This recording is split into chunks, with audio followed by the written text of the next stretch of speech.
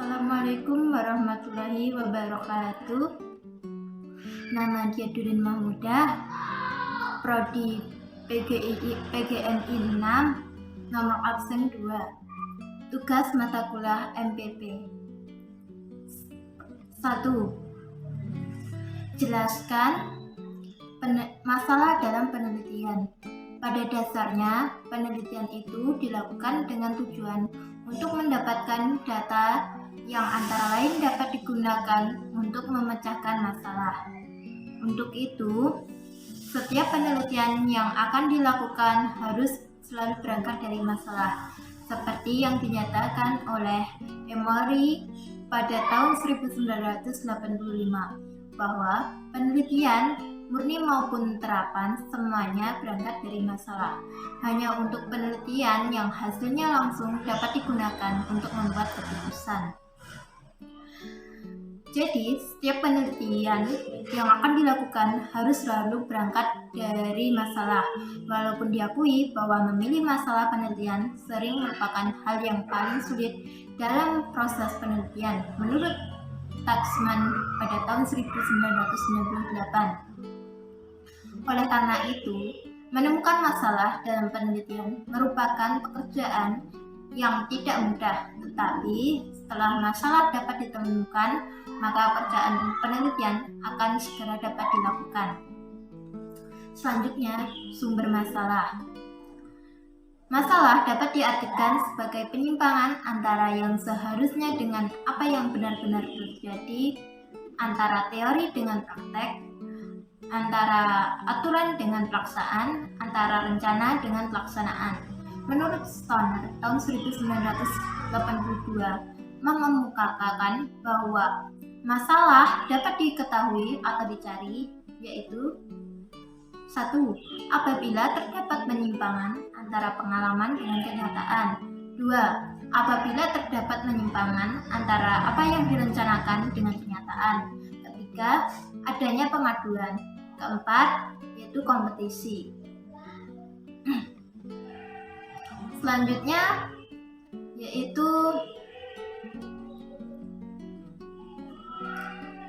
penelitian dianggap penting dapat dilakukan jika terdapat masalah penelitian. Masalah juga dapat diartikan sebagai suatu situasi di mana suatu fakta yang terjadi sudah menyimpang dari batas-batas toleransi yang diharapkan. Masalah penelitian dapat diartikan sebagai suatu persoalan atau kesenjangan yang mungkin dapat menuntun peneliti untuk mencari jawaban atau solusinya. Adanya kesenjangan tersebut menimbulkan pertanyaan yang lebih lanjut, yaitu mengapa kesenjangan itu terjadi, dan pertanyaan inilah yang permasalahannya penelitian dapat dikembangkan. Pertanyaan selanjutnya ialah apakah setiap kesenjangan dapat dikembangkan menjadi permasalahan penelitian? Dan jawabannya itu ternyata tidak semuanya. Ada kondisi-kondisi yang lain perlu dipenuhi.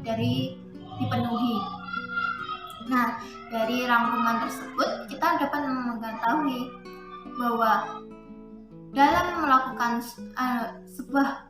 diketahui bahwa dalam kondisi permasalahan ada menandakan suatu permasalahan, mendapatkan suatu permasalahan, yaitu 1.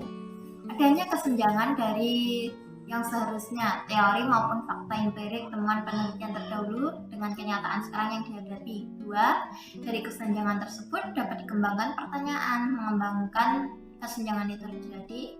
3. Pertanyaan tersebut memungkinkan untuk dijawab dan jawabannya lebih dari satu kemungkinan. Kemudian selanjutnya adalah masalah penelitian juga dapat diartikan sebagai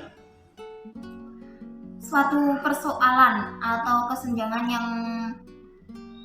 yang mungkin dapat menuntun peneliti untuk mencari jawaban. Nah, dari ketiga teori tersebut kita dapat simpulkan bahwa suatu permasalahan, yaitu untuk mencari masalah, yaitu suatu penyimpangan dari fakta, penyimpangan dari sebuah fakta atau fakta yang terjadi dengan apa yang direncanakan, ataupun penyimpangan yang tidak sesuai dengan apa yang telah dialami. Selanjutnya adalah jawaban nomor 2, jelaskan variabel dalam penelitian.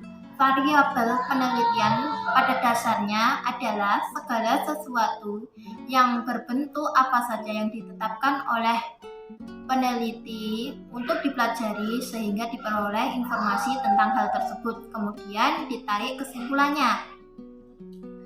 Secara teoritis, variabel dapat didefinisikan sebagai atribut seseorang atau objek yang mempunyai variasi antara satu orang dengan yang lain atau objek dengan objek yang lain.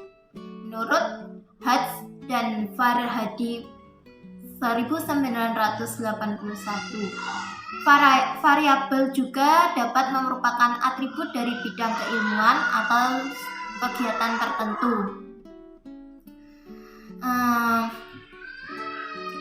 Menurut Karlinger, pada 1973 menyatakan bahwa variabel adalah konstruk atau sifat yang akan dipelajari.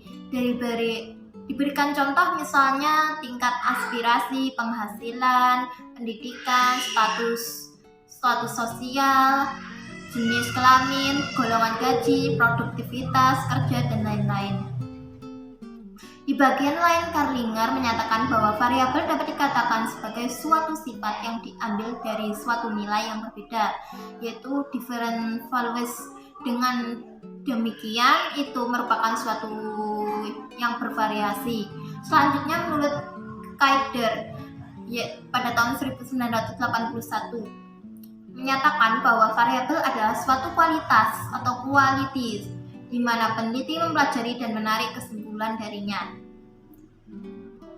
Jadi, variabel penelitian adalah suatu atribut atau sifat atau nilai dari orang, objek, atau kegiatan yang mempunyai variasi tertentu ditetapkan oleh peneliti untuk dipelajari kemudian ditarik kesimpulannya. Variabel itu juga bermacam-macam. Ada variabel independen. Variabel independen ini sering disebut sebagai variabel stimulus prediktor antecedent. Dalam bahasa Indonesia sering disebut sebagai variabel bebas. Variabel bebas adalah merupakan variabel yang mempengaruhi atau menjadi sebab perubahannya atau timbulnya variabel independen atau terikat.